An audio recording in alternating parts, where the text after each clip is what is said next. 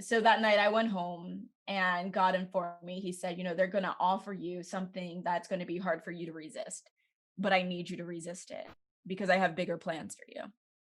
And I'm just like, God, okay, but what are they going to offer? There's nothing they can offer. You know how humans are, right? We're just Yep. like, oh, we don't, God, we know you know it all, but like, there's no way they can offer me anything. And so they offered me something that I did not want to give up. Today's episode will be the season finale, as I will be taking a couple of probably about a month off just to recharge and relax.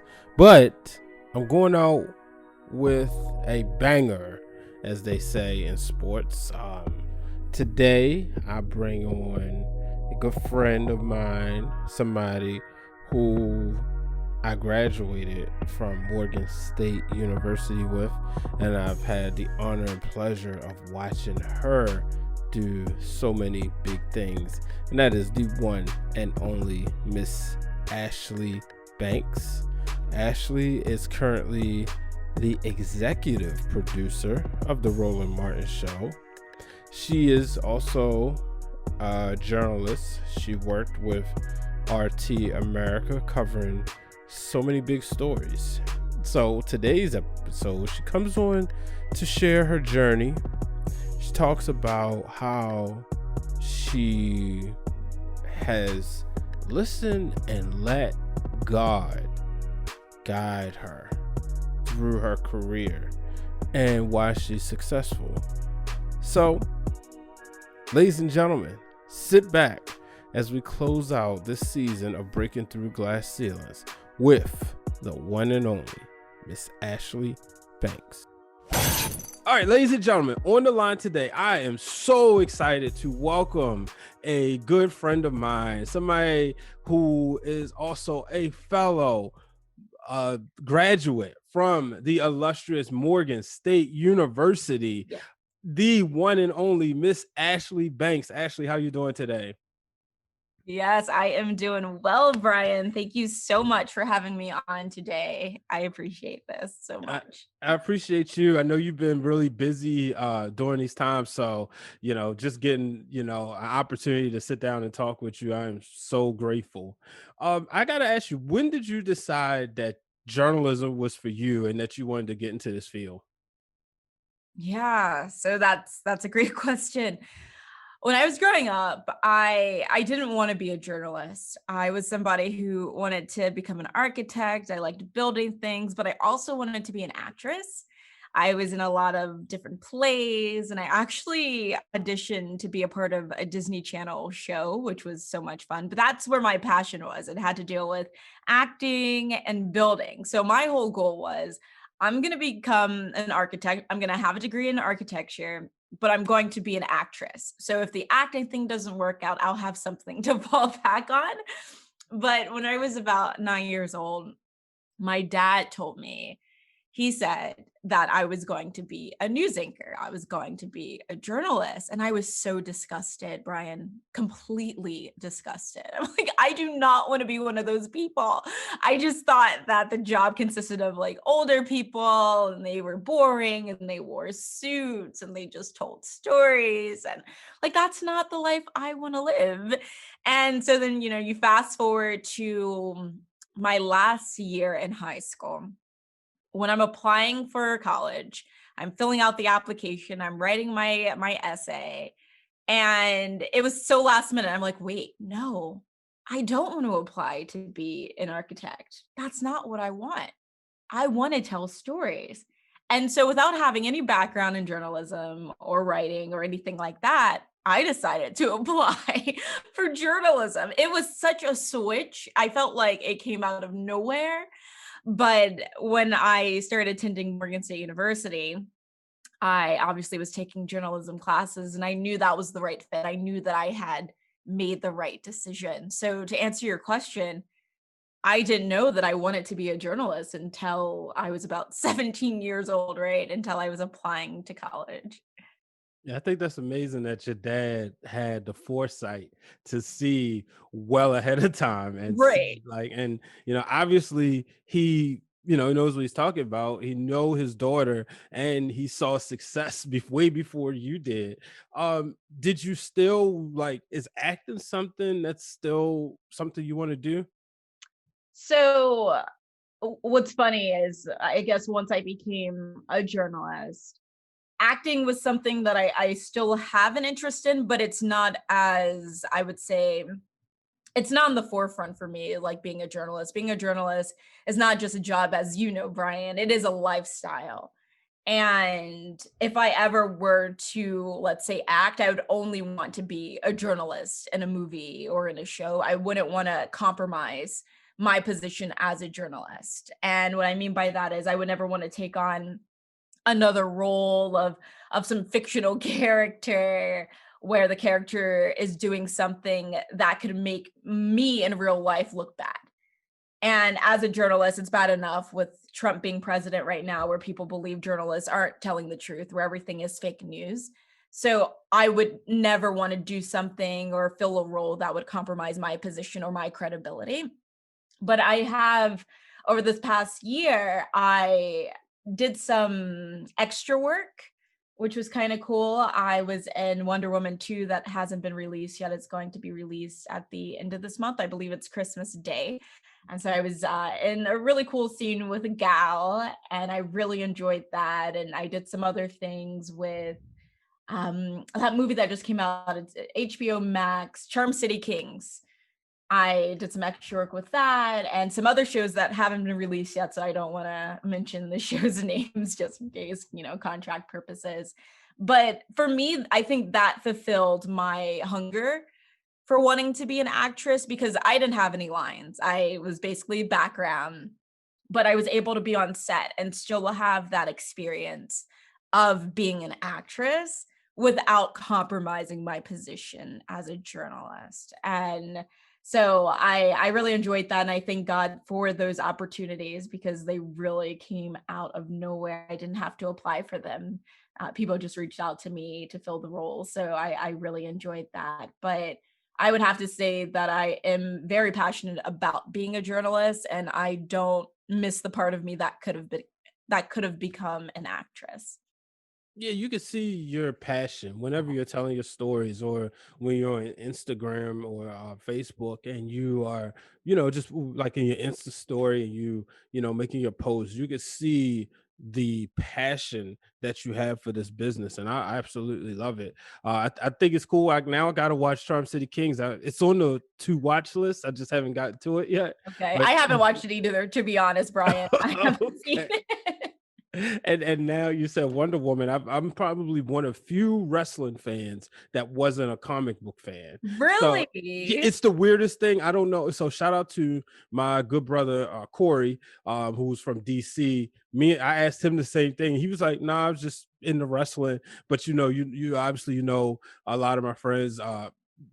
My co-host Dwayne Allen from the Wrestling Realm, he's like heavy in the comics. So when we like having these conversations, he'll tell me how like the comics mimic wrestling, Mm. and then same with like my friends Andre Melton and Roger Herron. Like they always say, Roger's always like, Brian, come on, you got to watch this Marvel stuff. I'm like, eh, I can't get into it. My son is into it, but Oh, I leave it for him. Like if he wants the toys and stuff, I buy it for him. okay. But yeah, so now you went to grad school, Mhm. and I'm always interested, especially in this business, because when we was coming up in college, some people say yes and some people say no. But you're a journalist with a master's. What made you decide that you needed to go to grad, or you wanted to go to grad school, excuse me? Right. So I did not finish my degree, and I'll tell you why. Okay. I don't believe that journalists should go to graduate school. I simply went to film school for two reasons. Hmm. I knew that being at Morgan State University, and like you said earlier, it was going through a transition. So the kids that are at Morgan right now, they have more resources than you and I Can, when we can we were. rewind that back? Because I try to tell them all the Yes. time that and it's not us bragging, Right, but right. we went through, and we had to establish things. Like they Mhm. got the name on the building and they have the First Amendment on the first floor. Just Right. those simple things. We had a blank canvas, Come on. essentially. Right. Sorry, but I was so happy that came from somebody else, not me, as much Mhm. as I would say it. Yeah, no, it's so true because I remember my last year there, Dwayne Wickham showed up and he had these great plans for the Global School of Journalism. And I was saying to him, you've come to the wrong class because all of us are about to graduate. And so all these things that you're going to implement in the fall of 2013 when we've left, they're really not going to help us in any capacity, but this is good for the future of this school. And I think it's brilliant what he's done with the school. But for you and I, when we were there, we had, the spokesman, and then there was MSU TV, but then it shut down. And so there was a lot that was in the works, but we Mhm. really had to rely on God, right? And rely on the skills that we had and whatever resources we could find to kind of make something out of ourselves. And so that's essentially why I went to graduate school. I felt like I needed to attend a PWI to Mhm. make those connections. I didn't go there to necessarily get a degree because I knew that in my field, experience is everything. It's what can you do, not what does your educational background look like. In the field, no one cares about that. And so I went there so that I could find the connections. And I also wanted to get hands-on experience. So with my degree, Brian, no, there were no classes offered for me Mhm. where I could film myself or I could operate technology.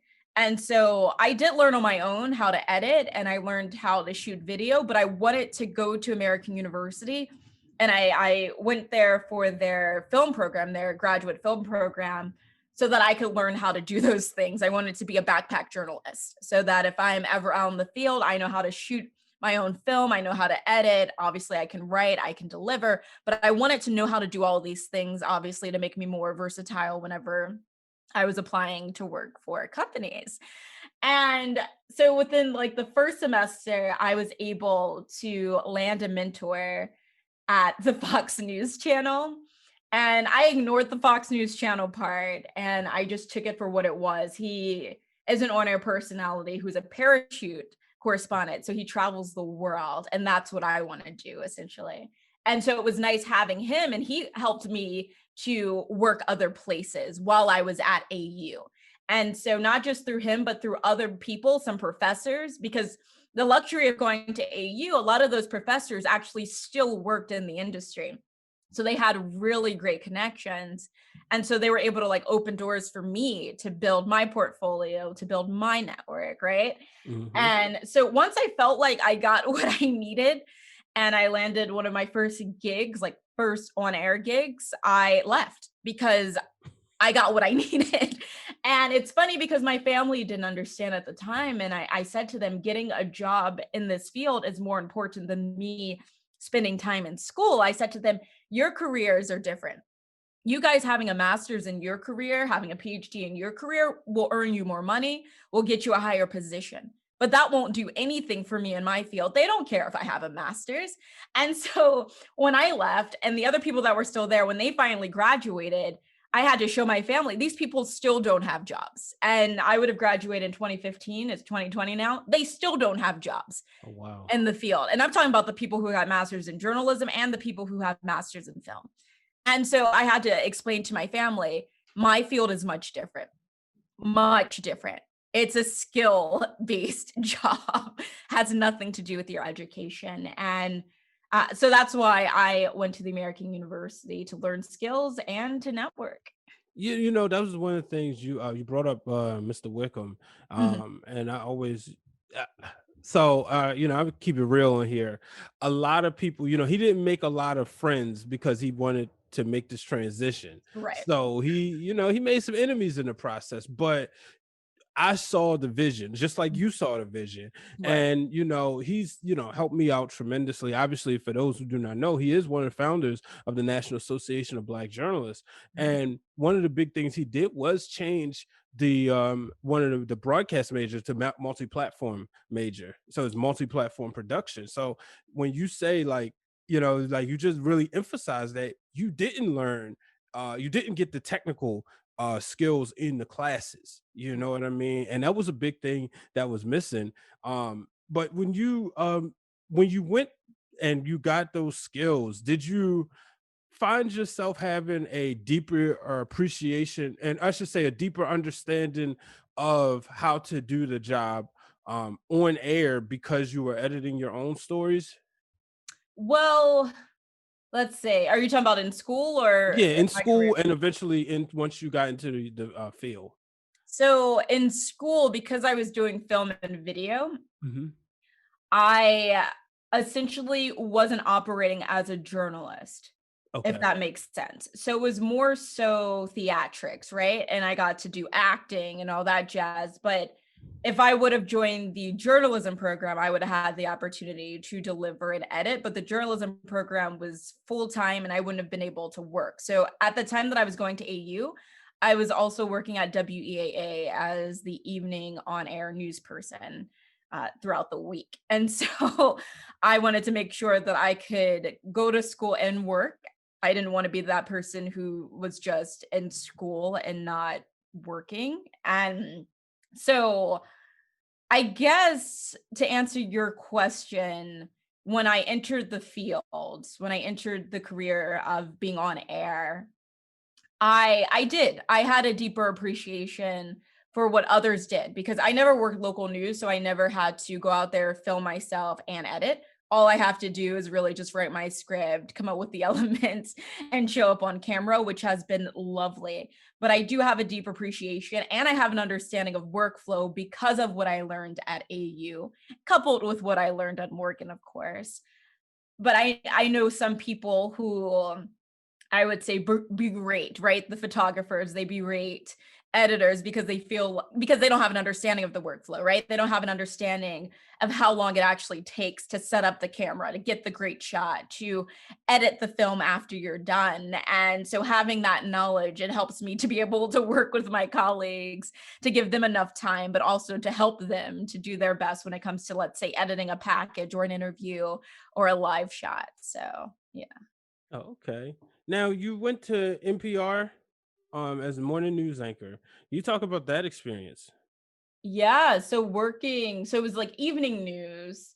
It was interesting. I didn't mind it. So what's so funny is although I'm in TV, radio is my favorite medium. And I say that simply because I feel like TV, it's just forcing things down people's throat and it doesn't allow the audience member to think for themselves. They're kind of just going with what you tell them. And I'm talking about the average person. But when it comes to radio, if you're listening to radio, you kind of have to use your imagination and it leaves room for the audience member to analyze what it is that you're telling them. And so I enjoyed it. I really did, but I knew that's not where God wanted me to remain. Mhm. And he wanted me to enter the television realm. And that's where I'd been interning all of my time at Morgan and whenever I was at AU and I was interning for like major networks, it was always for television and not radio. But I think radio, because I had been, for example, at WEAA all 4 years at Morgan, it Mhm. was just, I guess, an easier way to get into the industry before jumping ship and going to TV. Yeah. Now you had a great opportunity at was it RT America? Is that was Mhm. yeah, and you was a host and you had your own show. How was that experience, especially now you're making the switch? Can you talk about that transition? You said that working, with radio was like kind of like it was great, but now you're making the transition to TV. You Right. talk about that? Yeah. So that was fun. So when I first got an interview at RT, I was supposedly applying for an associate producer position because they didn't have an on-air job at the time. And so as soon as I go in for the interview, the person who would become my boss, he had me do a screen test. And everybody in the newsroom was like, that's so weird. He never has people do screen tests if they're only coming for the associate producer job. But I knew that God was working something out. And so I was like, let's just see what this is. Mind you, Brian, at Morgan, I had never read from a teleprompter. I had never been in front of a camera. And I had never been able to deliver the news because we didn't have that practical element with my Mhm. broadcast journalism degree, which sucked at the time, right? Yeah, But tell me about it. but of course, I had all this acting background, so you couple that with the knowledge that you have, and I'm like, all right, we're gonna make this work. I'm going to have to deliver, and so I did just that, and I impressed my boss to be, and he brought me back in. And so I worked as an associate producer my first week from Monday through Thursday. And on Friday, he had me on air. And so that first week, Monday through Thursday, I was basically the person who was doing editing, I was doing some writing and stuff like that. But as soon as he put me on air, I became that person who did it all except for filming. I was still doing some editing and doing some writing, but he was testing me out to see if he wanted to promote me to on-air correspondent. And he did. It took a couple of months, and then bam, I was on air. But it's so much different, obviously, working radio and television. With television, there are a lot more elements, right? There's the visual element. So having to make sure that you're telling a story where you can paint that picture perfectly for your audience can be challenging when stories don't have visual elements or you can't get to the location where the story took place. Because working at RT, it was a national, international platform. I was seen all over the world. My stories were all over the world. And say that, I'm covering something that took place in Australia. It's not like I can get to Australia. So having to figure out the elements that will make sense for the story, I think that was more of a challenge than working for radio where you don't have to deal with that. But I would have to say, going from radio to television in itself wasn't that big of a deal. I think the big deal was me being a Black woman coming from working at a predominantly Black station to a predominantly white station at RT. I was the only Black person on air Mhm. for the first couple years I was there. And just really getting to know myself and really developing as a person. It took some time developing as a journalist on air because there wasn't anyone really that I could look up to. And I was probably one of the only like liberal people on air there. And being the only Black person, really, there wasn't anyone who was Black on the editorial board either. So I had to be the voice for the Black community. But I also had to deal with like my makeup crew and the hair crew, where these people had no idea what to do with my look. And so that was a little bit of frustrating, Brian, because I'll tell you, I'm not that girly girl, right? Who knows how to do her makeup properly or knows how to do her hair perfectly. I didn't grow up like that. And so you have these makeup and hair people who went to school for this. This is their talent, but they weren't used to dealing with Black talent. Mhm. And so they were in the beginning, they didn't know how to make me look as good as the other people. And so I had to deal with that. I had to deal with knowing that this is a work in progress. Eventually, things will be okay.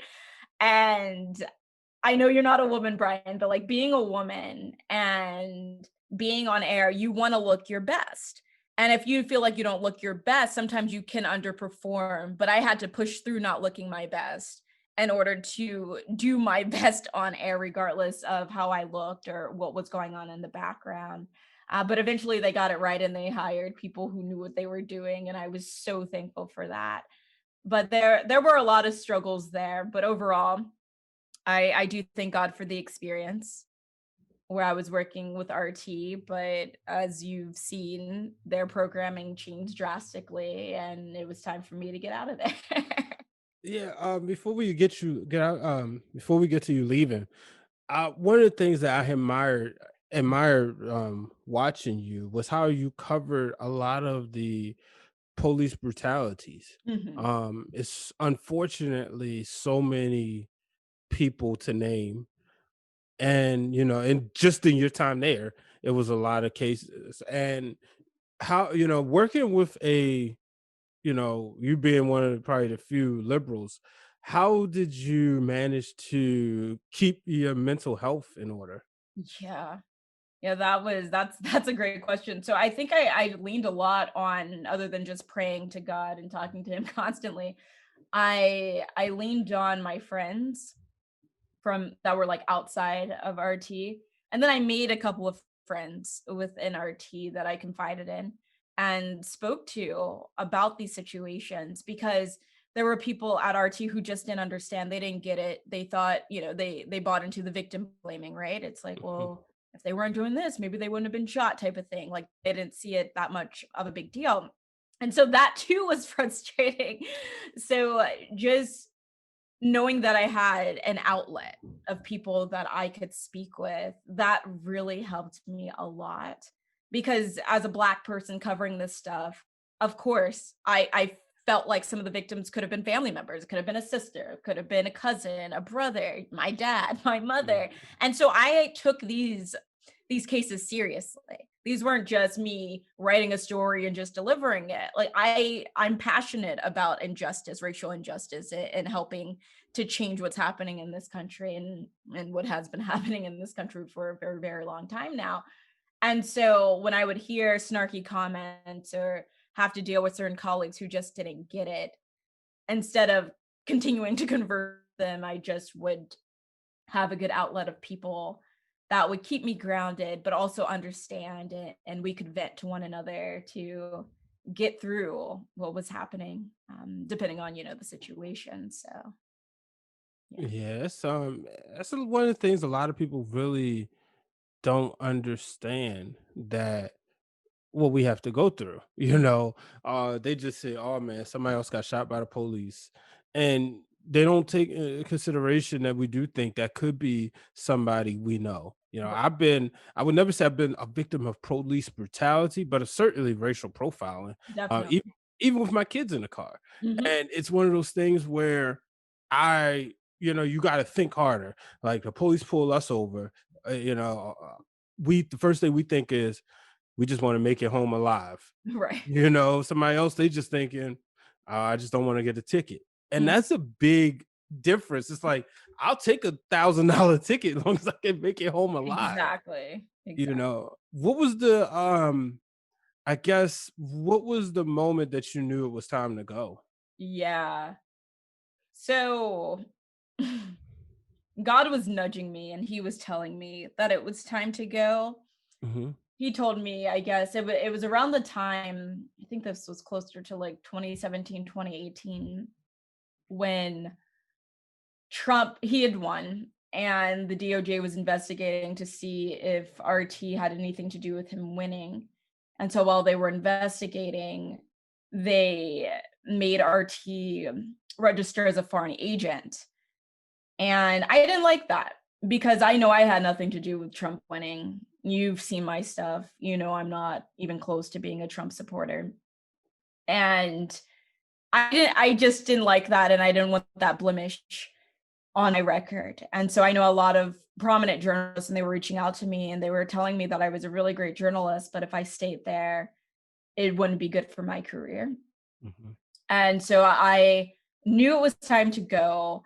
And Brian, I don't know if you've been in this position where, you're making money, you feel comfortable, you know the lay of the land, you know the ins and outs of a company, you're familiar with your colleagues and your bosses, you're just comfortable and you just don't want to leave, or you don't know what else is out there, and you're just fine where you are. And so I started to become stagnant, and God really had to push me to get me out of there. And so one day I showed up to work and I was just like, this is it.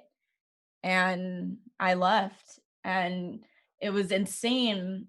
They didn't want me to go. And my boss basically said, can you come back the next day so we can talk and figure out how we can keep you? And I'm just like, you know what? I will come back and communicate with you. But I had already made up my mind. I'd been making up my mind for about a year and a half. So like I was ready to go. But because he had been so good to me, I thought that was the least I could do, right? And so that night I went home and God informed me. He said, they're going to offer you something that's going to be hard for you to resist, but I need you to resist it because I have bigger plans for you. And I'm just like, God, okay, but what are they gonna offer? There's nothing they can offer. You know how humans are, right? We're just Yep. like, oh, we don't, God, we know you know it all, but like, there's no way they can offer me anything. And so they offered me something that I did not want to give up. And it was so hard. So, like I told you earlier, my dream is still to work as a foreign correspondent. I want to be overseas reporting. And I remember you saying that in school. oh yeah, yeah, Like when that's still there. That yeah. is still there. That is one of my big dreams. And that's what they offered me. And I just had to sit there and reject it. And it was just so painful. But obviously, obedience to God is better than anything else I could have said or done in the moment. And so I rejected it. And I'm not gonna lie. I mean, I shed a little tear, Brian. I was just like, this is my dream. It's right in front of me. They were gonna send me overseas, give me a monthly living stipend, upgrade my salary, all this jazz. And I'm just like, oh God, I'm listening to you. I love you more than anything. And you know my heart's desires. And I know that you're going to give them to me eventually, but this isn't the time. This is not the network you want me to be a part of. My job here is done. And let's move on it. And that was that. But my boss, he told me, he said, Ashley, the door is always open. If you ever want to come back or ever want to work with us, you can. And he was honest about that. Very honest. And I'm on good terms with him and the people that still work there. But it was time for me to go. And before I got the job, I spoke with a woman, White House correspondent, and she told me, she said, just be there long enough to get a demo reel and move on. And I just thought it was wild, Brian, because it was going to be my first television gig. And I'm like, no, you're taught stay there for at least 2 years. Mm-hmm. And so that's what was in my mind. I had all these plans working there. And she was right. Like she knew what could happen because it is Russia TV, and the history that the US has with Russia was never a good one. And no matter what Trump says out of his mouth, like it's never been a good one. Mm-hmm. And I don't know, I got lost in working for the company and just being excited about moving up so quickly, and having, hosting my own segment and hosting my own show and news anchoring and reporting. And so I was able to do so much. And to me, that was exciting. But she was right. I was supposed to be there for a short period of time and keep it moving. But, you know, she had wisdom. And at the moment, I was green. And I was just super excited about the new career. But I'm glad that I left when I did. And I'm glad that, God really pushed me to keep it moving because life is really panning out and things are going really well. Yeah, I was gonna say, like, you think about it when, like I said, the last time we saw each other at NABJ 2016 in Yeah. DC, you were a legend from our class. And I know you won't say it because you're humble, but I'm not when it comes to my friends. So I'll say it. You A are legend. Okay. yeah, you're indeed a legend, somebody that people can look up to. I look at the class now, well, the recent grads now, and do see a handful of on-air talent all over the world. But as you noted earlier, like you didn't read off a teleprompter, which I Nope. didn't know, Nope. because I took a TV studio class, or maybe it wasn't in that class. Maybe it was the on it like Professor Red's announcing class, and we did one session where we did go in the studio and read off a teleprompter. So I had just kind of assumed that, all right, if I was a TV production major who also took like broadcast classes for electives, I thought you being a broadcast major would have had those opportunities. But you did like kind of you opened the door for Morgan State grads, because a lot of times beforehand people would be like, oh, they from Morgan, they not serious about their work, you know what I mean? I heard that going to that's what Mr. Wickham told me and Dwayne. He was like, Mhm. look, the Afro, the Baltimore Sun, no, not he didn't include the Sun, he said Afro, WBAL, they don't want to touch Morgan students. I said, Wow. what? And he said, yeah, he said, because they lazy. He said, so this is why I need you guys to come in. He said, I need you guys. We did this the Afro project. Shout out to the late John White, who just passed, one of the founders of NABJ as well. Mhm. He served as a mentor, and we would write our stories. And we write the stories, do a voiceover or do an on-air script. And, it was fun, but it was an opportunity to kind of change the landscape. And you out there on the external side, yeah, you went to grad school, but you done so much that, and that's what I want the students and a lot of the listeners to understand, like the path that you led and how you paved the way. Mhm. So Yeah. now you get to work with Roland Martin. And my wife is like a huge fan of the show. She watches it more than I do. I mean, I watch it, but she'll say, oh man, Uncle Roro said such and such. Not Uncle Roro. I love it. Yeah, had an opportunity to meet him a couple of times at NABJ, Okay. in Miami and New Orleans, but you get to work with him all the time, every day. What's that been like so far? Yeah, dude. I remember when I met him. I think that was 2016 actually at NABJ. I Okay, ran in into him. DC? Yeah, in DC. I ran into him and wanted to interview him. And so I had the opportunity to interview him. And I was like, Roland's gonna forget about me. And so I didn't keep in contact with him or anything after that. And so this year, I think it was in July, God brought me a dream and he told me I was gonna work with Roland Martin. And I was just like, that's wild, but okay. Like, I had no idea how that was going to happen, Brian. I was not someone who was watching Roland Martin Show. I really don't watch television in any capacity, to be honest. And so I was just like, I don't know anybody who knows Roland Martin. So I didn't know. I was like, God, if this is you and this is what you want, clearly you're going to make it happen. And I'm just going to be obedient and follow what you want me to do. And so fast forward from July, November, it's the end of October. And I think Nikki Mayo posted a job posting. I think it was in BABJ or something, Hmm. saying that he was looking for an executive producer for the elections. And so my best friend Sinead Rose Hawkins, Shout out to Sinead. I just saw that's my her. girl. Yeah, I saw her at the car show Oh yeah, in oh yeah. February before all hell broke loose. Right, right. Yes, she was there. She is. She was talking about how proud she was of you that day, by the way. Oh, I I love it. oh, that's amazing. That's my best friend, and she's doing amazing. So you Absolutely. trust she's going to be one of the next people you talk to. God is Yep. doing amazing work in her life. And so yeah, Sinead Rose saw the posting. She sent it to me.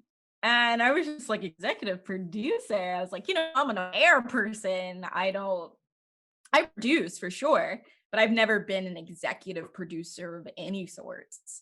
And so I just applied because I was like, maybe this is the way in. And so I applied. I didn't hear back for a couple of weeks, and I'm thinking, all right, well, the election is coming up. So maybe they found somebody else. And then I got an email from someone, and they were like, hey, so I'm the executive producer for the elections, but can you send us some of the work that you've done, some of the links? So I was like, okay, sure. So I sent links of like an interview I did with Roland and some other things that I had done as a journalist. And a couple days go by, I hear nothing. I'm like, all right. And then they reach out to me and they're like, would you like to report on the elections for Roland? I'm like, report on the elections for Roland? Yes, of course. I would love to report on the elections for Roland Martin Unfiltered. And so they essentially created a job for me because Roland doesn't usually have reporters come onto his show. As you know, he has panelists, Hmm. commentators, and it's just a free form conversation. And so I was like, okay, God, yes, let's do this. And so I reported, and his executive producer, who was only going to be there for a couple of weeks, was just telling me that Roland was looking to hire a couple of people. to build a bigger team. And I was like, okay, cool. So after I reported for Roland, it was coming to a close. I let him know that I was interested in working for his team and if he had any openings to reach out to me. And so he said, all right. And so, a week goes by and I'm not really hearing anything, but God keeps telling me, get ready, get ready. They're coming. They're going to contact you. And I'm just like, all right, waiting patiently. And so then Roland Martin contacts me and he asked me if I want to work for him. And I said, yeah, let's do it. So essentially, I was working as his associate producer, but in a matter of a couple of days, he bumped me up to his executive producer. And I've been working for him for what is it? Maybe like a month or so at this point. It feels like I've been with him for about 3 years. But Roland is amazing. He really is. As you know, he's an icon. Mm-hmm. He is a celebrity journalist. He's recognized by any and everybody, but he knows his stuff. And I really appreciate that about him. So I love a journalist who knows everything. And I'm not talking about topics. I'm talking about the ins and outs of how television works. He doesn't just know his job on air. He knows the technical side of everything and how things should be put together. And I'm just like, bro, you're not just a talking head or somebody who's just reporting and interviewing, but you actually know how things should look and how to work a switchboard, how the lighting should be. And I'm just like, this to me, that's amazing. And like in the past, I worked at Fox News and I worked with Chris Wallace. And although I don't agree with half of the things he says, I love his work ethic. And Chris Wallace was somebody who had his hands in everything. He wanted to know every aspect of his show. It didn't matter what it was, whether it was the technical part of it or the editorial side. And so when I get to work with a journalist who have that understanding, to me, it lets me know that they're not just passionate about what they do, but they're passionate about the entire process.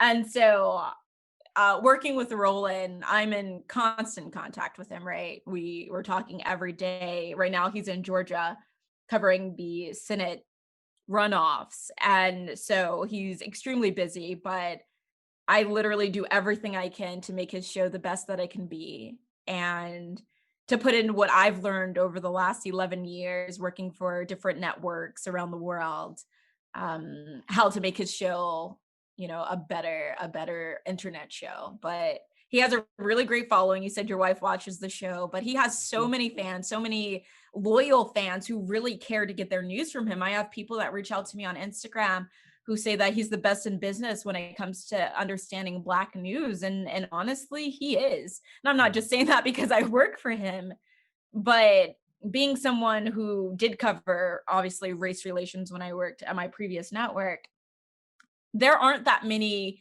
I don't know really of any network that brings you continuous news or Black news. I mean, there was TV1 and of course BET was never really that.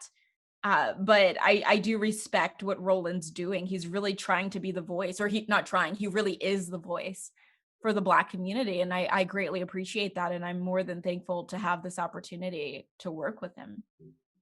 Yeah, that's amazing. One of the things that I can always appreciate somebody who does have their hands on everything. Some Yeah. people may think it's like, oh man, it's OCD or whatever they want to call it. But I think about like, for me, I produce and edit the wrestling realm. And I'm like, man, some days, some nights I'll be recording. I'm like, man, it'd be nice to have just to be able to sit down, talk, and have somebody else do all the hard work. But Right. then I'm like, nah, I probably wouldn't because I know me. I'm gonna want things to look a certain way. Working at ESPN, Michael Smith was that way. Mm, And I okay. watched him and his work ethic with him and Jamel Hill. And I, listen to him, not get into a spat with a producer, but just let his producer know, like, no, this is something I care about. And this is what we have to deal with, and then, you would see him walk past, like when they would do the re-airs, he would walk past and he would stop to look at the show just to make sure everything come out right, and then, Exactly. like, just like Roland Martin, like Michael Smith and Roland Martin, like when you see them, they don't act like they too big to talk to you. Right. Like everybody knows the NABJ. You see Roland, you gonna have a fun conversation. If he gonna do a selfie, he gonna do it right because he gonna pull out his flashlight to make Uh-huh. sure that you get the picture. And then he goes, like, "Did it turn out cool?" And you appreciate just little things like that. When somebody doesn't, here's a guy who was like the NABJ Journalist of the Year, but never did he take himself too serious of the thing. Like, I don't have to talk to anybody. Right. Now, No, yeah. one of the things that I watched you cover was a lot of the post-election movements. Like I really don't want to call it this, but I guess for the sake of everybody understanding, the Million MAGA March. Oh gosh. Yeah. How did you keep sane? Now, like I told you, I'll tell you on air, I'm watching your IG stories and I'm praying for you Yeah. because I know you have a job to do. And obviously I know, and we can, we all know based on this conversation by now, you are under God's covering, Right. but still, like, you're still a human being. How did you keep sane doing all of that? That's a great question. I don't these people. Okay, I don't want to let me say these people. Some of these people, these Trump supporters, right? Mm-hmm. I just don't get them. I don't understand them. I've really tried to get it. I've tried to understand where they could be coming from, but none of it makes logical sense at all. And I have to just face the fact that it won't make logical sense to anyone who thinks logically. And so once I got past that, I was able to stop, I guess, being frustrated, um, and to stop attaching myself to it emotionally. So, like, for example, when I cover police brutality stories or I'm covering protests, I'm emotionally connected to those stories. When I'm dealing with a Trump protest or anything of that sort, I'm not emotionally connected because if I am, then it's going to make me furious. And I'm just going to become an emotional person and I don't want to have to deal with that part. So, I I don't know. Like, Brian, I'm somebody who wants to be in the middle of everything when it comes to what's happening when people are out there marching, whatever they're marching for. Like, I want to be there. I want to cover it. I don't want to see it on TV. I don't want to read about it. I want to be there firsthand. But I will be honest and say that I'm really reluctant and hesitant to cover protests dealing with Trump supporters because they always end terrible. Something always happens. And I know we're not supposed to be fearful, especially as believers. We're supposed to act in wisdom, of course. And as a journalist, usually the world doesn't care what you believe in, but I've dialed it back when it comes to covering these types of stories because these people are really out of hand. And once they know that you're a journalist or that you're covering things a certain way, they try and find you and they start launching attacks. I don't know if you've seen, but when it comes to journalists across the nation, they've been posting the DMs that they receive from Trump supporters when they're covering these types of events and how they're like threatening their lives and trying to come after them. And I know I posted something, it was a couple weeks ago. It was some woman, she was going off in DC and she was cussing out the InfoWars truck. And I guess it was viewed thousands of times and shared by so many people who didn't know who I was. And I had people in my DMs threatening me because they thought it was me. And of course, they don't know that I'm not somebody who cusses, but I also wouldn't be someone who's like shouting at someone. I'm a journalist. My job is not to get involved in the story at all, but they clearly had no idea what was going on. But I was getting threats. And so the climate has changed and being a journalist today is not like it was being a journalist, decades ago. It's a different situation where you can't just sit back and give facts. You have to give facts, but also you have to shut down everything that Trump stands for. So it almost looks like the press is attacking the president, but you almost have to because the president is swaying a group of people to act out in violence, to do certain things. It's like giving them a right to be bold. And so you almost have to speak out against everything that he's saying. And of course, anytime you show that what the president's saying is not factual, or you're showing that he doesn't denounce white supremacy, even if he says he does, and you're proving that he doesn't, that's called fake news, right? Because it's something that he doesn't agree with. So that means his followers won't agree with it. So anytime they see journalists covering these events or us posting videos, we're called fake news because we're not saying anything that agrees with them. And so they believe the only way that they can stop us is by is by being violent or threatening our lives. And so I'm very hesitant sometimes. I don't want to be there. I don't want to be in that space, not to mention COVID's a thing and Mhm. these people don't like wearing masks. And so it's like, aside from the violence, they think that COVID is still a hoax, or that wearing a mask isn't going to do anything, social distancing isn't going to do anything. And so, in order to protect myself, I've been kind of like stepping back from, I guess, dealing with these people and covering what's happening. Wow. Well, you are still in my prayers, as you go Thank you. out there and do such great work. It's not easy, but you're passionate about it. And, if anybody can't tell from this conversation, then they've lost it. There's just so many great gems that you've provided the world with that, I definitely appreciate you coming on. Before we get out of here, what was your breaking through the glass moment, your glass breaking moment when you look back over your career and you realize, like, boom, this is what I'm supposed to do and I'm pretty good at it? What was that moment for you? Hmm. Yeah. Honestly, I'm gonna say recently. Mhm. So I'm somebody who people know what I'm capable of, but at times I feel like sometimes I'm dealing with the imposter syndrome, or I just kind of like overlook what I've become or developed into over the years. And I think recently, after reporting for like 8 to 10 hours with Roland election night, and then now being his executive producer, I am well aware of what I'm capable of.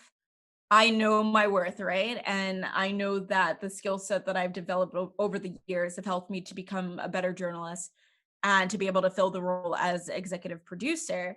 And so I think that the moment I realized that I'm good at what I do is recently. It was at some point this year, which is very insane, right? I've been in the game for a really long time now, but sometimes it takes a while, right, for us to be able to look in the mirror and say, "You're worth it. You're actually really good." And in a humble way, not in a cocky way or in a way where you put yourself on a pedestal, but just knowing what God created you to be. You're just like, "God, everything you say I am, that's what I am. You're right." Instead of, believing the enemy, believing your flesh, or believing that you are what you are when you fail. It's just like, that's not who you are. Just because you failed at something doesn't make you a failure. And so learning that along the way, and then being where I am right now, Brian, I would have to say I think I've got it. I finally have an understanding of what God was saying to me the entire time, all of these years, that He created me to be this journalist, for His kingdom and for His glory, and that I'm capable of doing whatever it is He calls me to do. So, yeah, that's wild. I'm so happy you asked that question. It made me reflect and truly just think about that. Wow. Yeah, Well, I've arrived.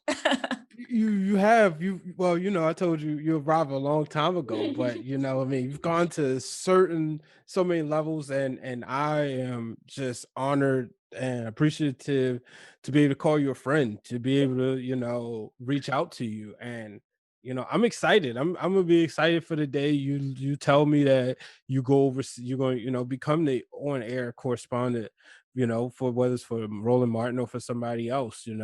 So I'm just happy for you. Thank you, Brian. Thank you. I appreciate that. And I'm so happy to call you a friend too. You're so humble, but you're out here killing it. So, dude, what? I am fortunate to have you as a friend. So I thank you so much for this. Thank you. Before we get out of here, let the people know where they can find you. Yeah, definitely. So I used to not be like a social media person. I actually hated social media. And God was like, you need to be out there more. And I'm like, all right, for you, I will. But so I am mostly active on, let's just say Instagram, but I'm on Instagram, Facebook, Twitter, and YouTube. But you can find me at Ashlee M. Banks. That's ASHLEEMBANKS. And so if you follow me, I will follow you back. That's awesome. Ashlee, thank you so much. You are welcome. Thank you, Brian. No problem. What a true honor it was to speak to Ashlee and an opportunity to catch up as we both understand the grind that was Morgan State University at its time, and then obviously going into this business, folks. I want to thank everybody who's taken the opportunity, whether it was one episode or whether it was all 50 traditional episodes plus the bonus episodes. This has been an honor and pleasure to do this podcast, and it's not stopping no time soon. I'm just taking a break. I need to rest and recharge. We all know 2020 has done a number on a lot of us. You know, for me, I remember sitting there in New Orleans after I just finished recording, finding out Kobe Bryant died. Then I move on, in March, the conversation when I found out that we were pretty much going to be working from home due to the pandemic. We all know where we was when we found out. For me, I was on Instagram when I found out about George Floyd. And then I would learn more about Breonna Taylor, whether it was Jacob Blake, Ahmaud Arbery, and so many other countless, senseless deaths that shouldn't have happened, but all happened at the hands of, I'm going to call it racism. So, and then there's the coronavirus. The coronavirus hit me differently. Folks, there's a couple people that I'm really close to got it. And when I say really close to, I mean extremely close to. So that's why I'm going to take this break. So I appreciate each and every guest that's been on. I appreciate every listener, everybody who's come on to share their story. I've built close friendships because of this podcast. I've built close bonds. I've built connections. So I can't thank you enough. And look forward to some more episodes in 2020. For the listeners out there who will be guests, your time is coming. Just be patient. No, in all seriousness, yes, I do have another wish list that I have. I have to say that I've been proud to have had so many people on here that I call friends, and to be able to share my great friends with the world. So, folks, that'll do it for season 2 of Breaking Through Glass Ceilings. A huge shout out to my cousin Mike, who has done the music for this podcast and allowed me to share his talents with the world as he do the music for this and the wrestling realm. And a huge shout out to my wife and kids for giving me the space and mental and physical space that I need to record this show. So until the next time, folks, I will catch you next year. We're going to pray that 2021 is better than 2020, but we're going to pray that this was so many great lessons for everybody. So, for the last time this season, do not let anyone put a ceiling that you can't break through. So long, everyone. This podcast was recorded and edited by B Waters Productions. The music by Hypno Beats. make sure you follow him at hypno_beats with a Z on Instagram.